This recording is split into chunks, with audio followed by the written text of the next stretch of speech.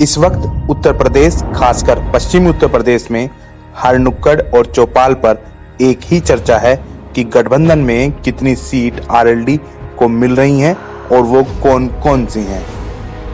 हकीकत तो ये है कि अखिलेश और जयंत के अलावा उनके विश्वसनीय एक दो नेताओं को ही थोड़ी बहुत जानकारी है।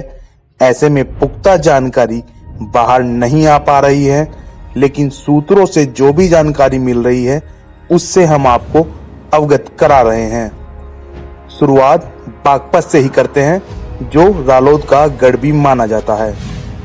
बागपत और छपरोली सीट रालोद तो बड़ौद की सीट सपा पर रह सकती है, लेकिन ऐसा भी संभव है कि बड़ौद पर भी खेल क्षेत्र से आने वाले एक सपा नेता को आरएलडी के सिंबल पर चुनाव लड़ाया जाए।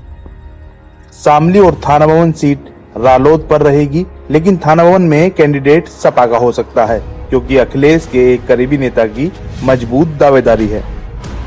मुजफ्फरनगर जिले में चरथावल मुजफ्फरनगर सीट सपा पर रह सकती है। बुढ़ाना खतौली रालोद पर रहने की चर्चा है। पुरकाजी और मीरापुर पर प्रत्याशी सपा का और सिंबल रालोद का हो सकता है। सहारनपुर में देवबंद और रामपुर मनिहारन सीट रालोद को मिल सकती है। गंगोह सीट पर रालोद की मजबूत दावेदारी रही है, लेकिन सपा ने इसे अपने पास ही रखना मुफीद समझा है, क्योंकि चुनाव से ठीक पहले शामली की एक सीट के उम्मीदवार को गंगोह में एडजस्ट करना पड़ सकता है। गाजियाबाद में मोदीनगर, मुरादनगर और लोनी सीट रालोद को मिल सकती है, अन्य पर सपा लड़ेगी। मेरठ की सिवाल खास और कैंट सीट रालोद पर जा सकती है। बिजनौर में सदर और नहटौर सीट के रालोद के पाले में जाने की खबर मिल रही है। मुरादाबाद, बुलंदशहर, नोएडा, आगरा, अलीगढ़, अमरोहा, हाथरस आदि जिले की सीटों पर भी सहमति बन चुकी है, लेकिन रालोद को अधिकतम 32 से 35 सीट मिलेंगी और कुछ पर प्रत्याशी व सिंबल का समझौता हुआ है।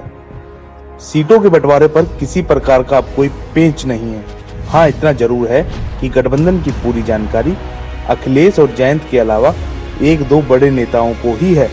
ऐसे में स्पष्ट बात कोई नहीं बता रहा है, लेकिन 7 दिसंबर से पहले ही गठबंधन की औपचारिक घोषणा हो सकती है।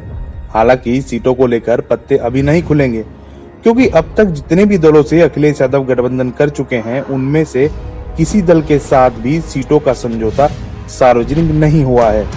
इसलिए जब सीटों के बंटवारे की सूची सार्वजनिक होगी तो कुछ चौंकाने वाला भी सामने आ सकता है। दरअसल चुनाव में अभी थोड़ा वक्त है और यह चुनाव दोनों दलों के लिए डू एंड डाई यानी करो या मरो की स्थिति वाला चुनाव है। इसलिए किसी तरह की कोई जल्दबाजी नहीं की जा रही है, एक एक कदम फूंक कर रखा जा रहा है। इसका एक बड़ा कारण यह भी है कि बीजेपी को कोई ऐसा मौका न दिया जा सके जिससे उसे फायदा हो जाए।